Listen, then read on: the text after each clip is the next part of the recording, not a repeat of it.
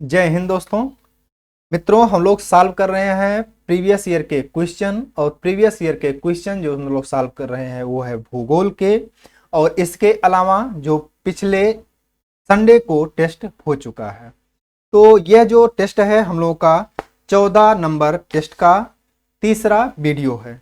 इसके पहले 2 वीडियो आ चुके हैं। यदि आपने नहीं देखा तो उसे जरूर देखिए। यदि आपने देखा है तो आप ये बताने का कष्ट जरूर करिए कि ये वीडियो आपको कितना हेल्पफुल लग रहे हैं, इसके क्वेश्चन कितना इंपॉर्टेंस आपको लग रहे हैं, क्या इसको जारी रखना चाहिए या आप में डिमोटिवेट करना चाहते हैं। तो हर चीजें जो कुछ भी हो, इसमें जो सुधार की बातें हो, जो कुछ भी हो, इसको जरूर बताने का कष्ट करें साथियों। चलिए स्टार्ट करते हैं आज का हम लोग सेशन साथियों। तो मित्रों, आज हम लोगों के सामने पहला प्रश्न जो है वह है वान थ्यूनन के कृषि भूमि उपयोग मॉडल में दूसरी पेटी जिसे दर्शाती है वह क्या चीज है। दूसरी पेटी जिस चीज को दर्शाती है साथियों, वह खाद्यान्न उत्पादन से संबंधित है, या पशुपालन उद्योग से संबंधित है, या बंजर भूमि से संबंधित है, या फिर जलाऊ लकड़ी से संबंधित है साथियों। तो इसका क्या हो जाएगा मित्रों? इसका हो जाएगा आपका कौन सा? जलाऊ लकड़ी। जलाऊ लकड़ी हो जाएगा साथियों इसका आपका उत्तर। तो इस तरह से इसके कुल हो गए उत्तर मिलाकर के, ये हो गया आपका जलाऊ लकड़ी। लेकिन इसके जो पेटियां पाई जाती हैं वो कौन कौन सी हैं? तो यदि आप देखेंगे, पहली पेटी जो पाई जाती है, पहली पेटी साग और सब्जी तथा दूध के लिए होती है।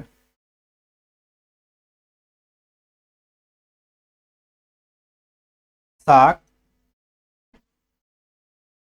सब्जी तथा दूध की पेटी होती है साथियों। इसके अलावा दूसरी पेटी की अगर बात करते हैं तो यह जलाऊ लकड़ी की होती है। जलाऊ लकड़ी की होती है। तीसरी पेटी की अगर हम बात करें साथियों, तो तीसरी पेटी जो पाई जाती है इसमें अन्न उत्पादन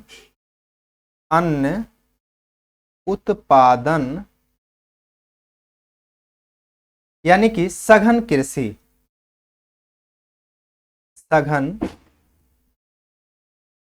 कृषि होती है। इसके बाद चौथे नंबर का अगर हम लोग देखें साथियों, तो चौथे नंबर में यहाँ पे चारागाह होता है। क्या होता है? चारागाह होता है। आगे अगर पांचवें नंबर की बात करें हम लोग, तो पांचवें नंबर पर, सॉरी चौथे नंबर पर जो होता है, यहां पर अन्न और क्या होता है, यहां पर सघन कृषि के अलावा जो होता है, यहां पे सघन कृषि ना होकर के विरल कृषि होती है। विरल कृषि प्लस परती होती है। क्या होती है? परती होती है। इसके बाद आगे हम लोग देखते हैं, नेक्स्ट है, ये चौथा नंबर हो गया। चौथे पे ये हो गया। पांचवें पर क्या होता है? पांचवें नंबर पर आपका आ जाता है चारागाह। और छठे नंबर पर आपका हो जाता है पशुपालन। इसको आप लोग कॉपी में लिख लीजिएगा साथियों। तो इस तरह से आपका जलाऊ लकड़ी हो गया उत्तर। अगला है, निम्नलिखित में से कौन सा कोयला खनन करने में मुश्किल होता है? एंथ्रासाइट, बिटुमिनस, लिग्नाइट या पीट। तो इसमें साथियों जो एंथ्रासाइट कोयला होता है यह बहुत भुरभुरा हो चुका होता है, तो इसलिए इसका खनन करना मुश्किल होता है। लेकिन इसमें अगर कार्बन की बात करें तो कार्बन की मात्रा सबसे ज्यादा होती है, यानी कि सबसे उच्च क्वालिटी की अगर कोयला को हम लोग देखें तो एंथ्रासाइट होता है। इसमें सबसे ज्यादा जो होता है कार्बन होता है। अगला है, यूरोप में बृहत्तम परमाणु ऊर्जा उत्पादक देश कौन है? फ्रांस है, या जर्मनी है, या रूस है, या यूके है। तो इसका यूरोप का अगर आप देखेंगे तो लगभग फ्रांस का जो देखेंगे 60% विद्युत जो होता है, वह ऊर्जा जो होती है वह किस पर होती है निर्भर? ये परमाणु पर निर्भर होती है। ठीक है, परमाणु पर निर्भर होती है। तो इस तरह से फ्रांस आपका उत्तर हो जाएगा। नेक्स्ट है, कनाडा का एडमंटन क्षेत्र निम्नलिखित में से किस खनिज के लिए प्रसिद्ध है? लौह अयस्क के लिए प्रसिद्ध है, या तेल भंडार के लिए प्रसिद्ध है, या फिर यूरेनियम या तांबा के लिए प्रसिद्ध है। तो इसका अगर आप देखेंगे उत्तर साथियों तो हो जाएगा तेल भंडार। आगे हम लोग देखते हैं, पेंगोंग झील निम्नलिखित में से किस क्षेत्र में अवस्थित है? पेंगोंग झील जो है साथियों वह गिलगिट में नहीं है, बाल्टिस्तान में भी नहीं है, लाहौल स्पीति में भी नहीं है, पूर्वी लद्दाख में स्थित है। मैप में आप लोग देखेंगे तो यहाँ पे मिल जाएगा। हिमालय के कौन से भाग में दून और द्वार पाए जाते हैं? शिवालिक श्रेणी में, या ट्रांस हिमालय में, या बृहद हिमालय, या मध्य हिमालय? तो इसमें आप देखेंगे तो शिवालिक श्रेणी में दून और द्वार पाए जाते हैं। दून जैसे देहरादून आप देखेंगे, क्या देहरादून, देहरादून। और द्वार अगर देखेंगे तो जैसे हरिद्वार। ये क्या होते हैं? ये घाटियों में स्थित शहर हैं। आगे देखिएगा, कयाल क्या है?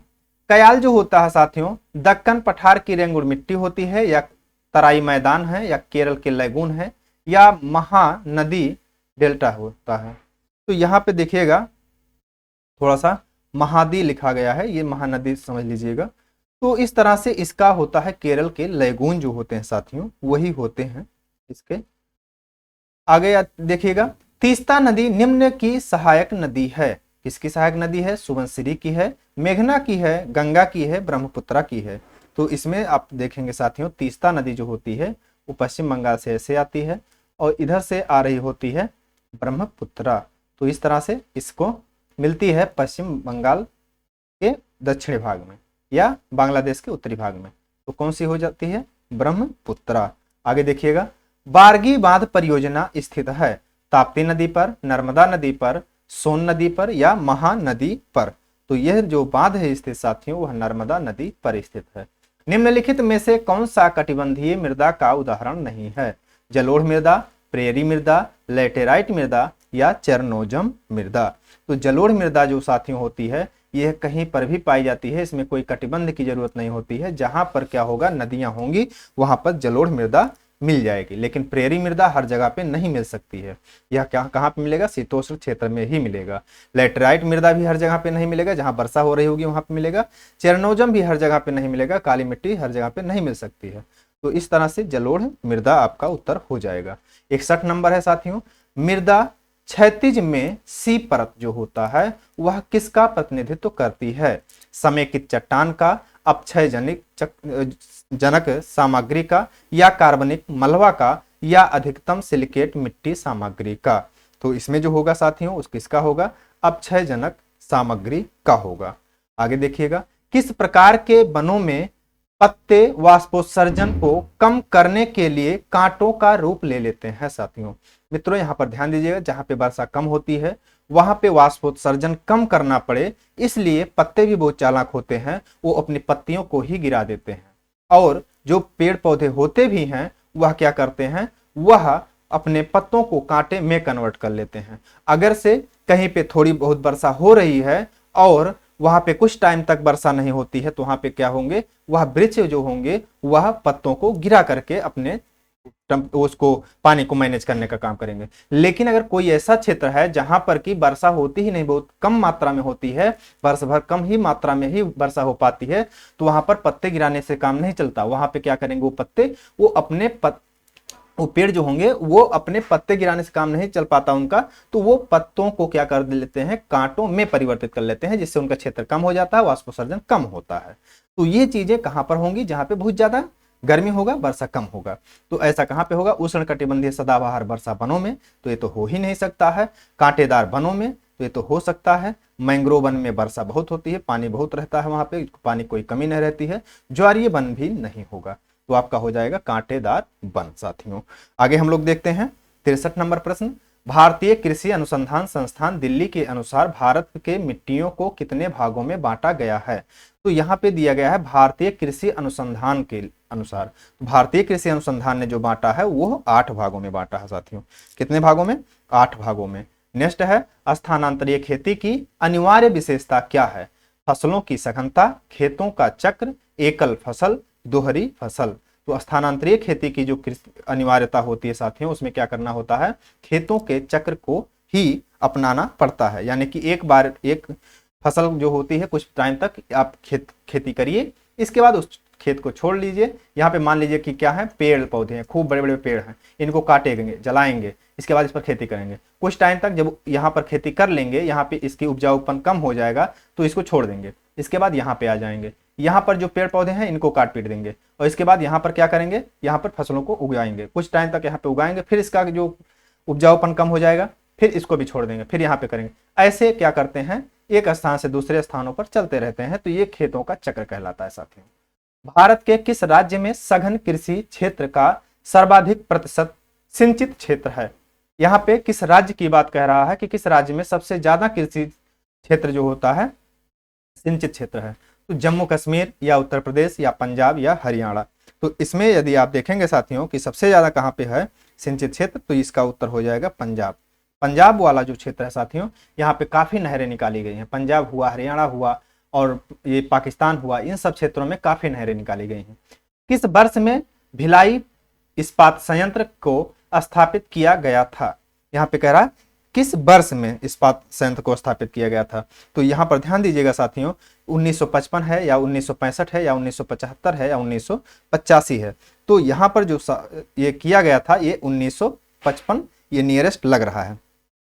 ये नियरेस्ट का मतलब यह है कि 1955 में तो स्थापित किया गया, लेकिन 1956 में इसका क्या किया गया, इसका उत्पादन होना शुरू हुआ। क्या हुआ? उत्पादन स्टार्ट हुआ। और उत्पादन के बाद अगर आप देखेंगे इसका ये 55-56 किस वर्ष, यहाँ पर ये 55-56 में स्थापित हुआ। उत्पादन जो होना स्टार्ट हुआ था ये 1959 में हुआ था।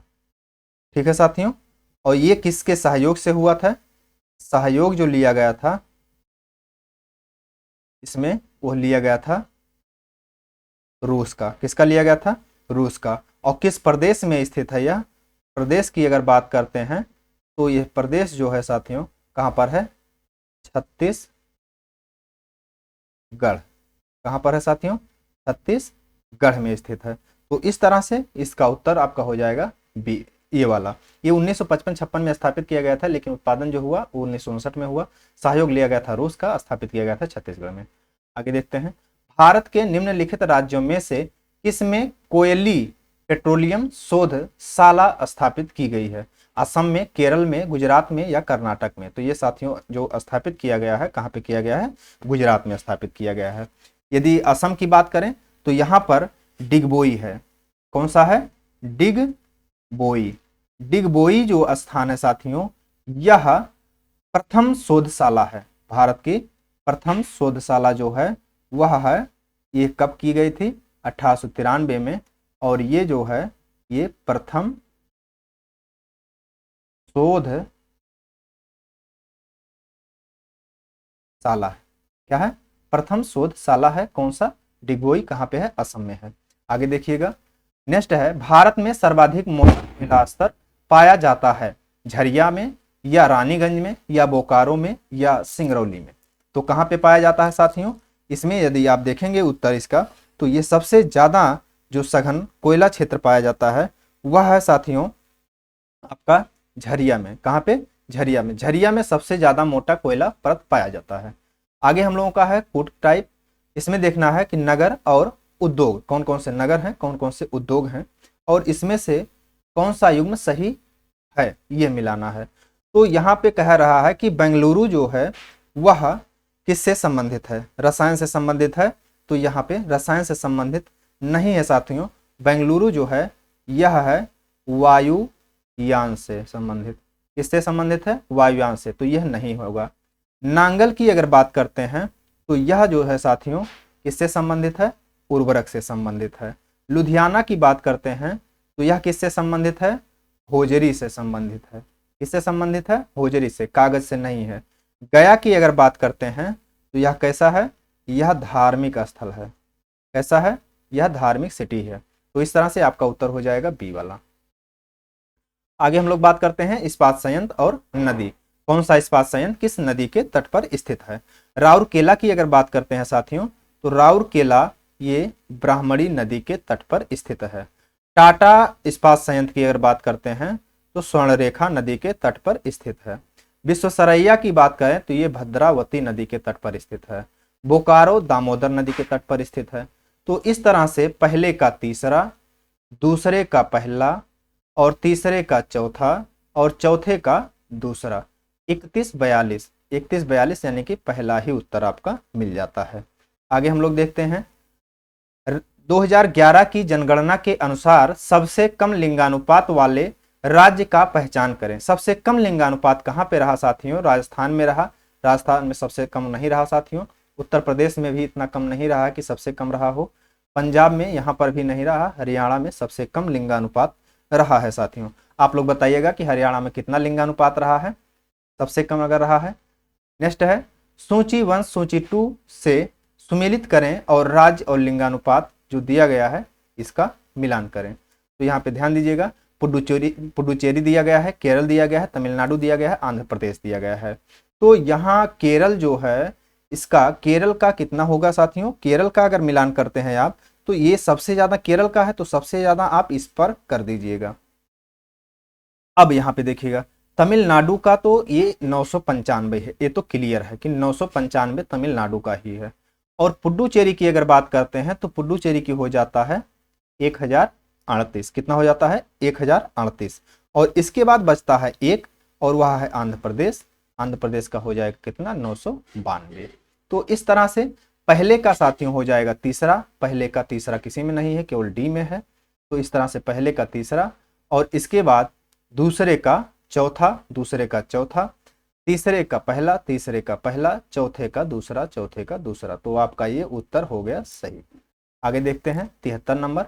राष्ट्रीय जनसंख्या नीति 2000 का दीर्घकालिक उद्देश्य किस वर्ष तक स्थिर जनसंख्या प्राप्त करना है? यहाँ पर 2025 दिया गया है, 30 दिया गया, 35 दिया गया, 45 दिया गया है। स्थिर जनसंख्या प्राप्त करने का लक्ष्य किस वर्ष तक है, यह आपको बताना है। तो इसमें 25, 30, 35, 45, तो इसमें से कौन सा हो जाएगा? आपका 45 सही हो जाएगा। आगे हम लोग देखते हैं उत्तर प्रदेश में उच्चतम दशकीय वृद्धि दर कब हुई थी? 1951 से 61 के दौरान, या 61 से 71 के दौरान, या 71 से 81 के दौरान, या 81 से 92 के दौरान। तो कब हुआ था साथियों? ये हुआ था 1971 से 81 के दौरान। तो साथियों ये वीडियो आपको कैसा लगा? प्लीज कमेंट बॉक्स में कमेंट जरूर करिएगा, और आपके कितने प्रश्न सही हुए हैं इसको भी आप कमेंट बॉक्स में कमेंट जरूर कर दीजिएगा साथियों। ठीक है, चलिए सॉल्व करते हैं आज का लास्ट प्रश्न। जनगणना 2011 में भारत के किस जिले ने उच्चतम यौन अनुपात अंकित किया था? माहे, अल्मोड़ा, अलवर और तंजावुर।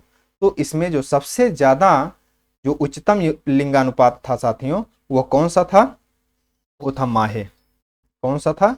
माहे। अब माहे का कितना था लिंगानुपात? माहे का जो लिंगानुपात था साथियों, ये था कितना?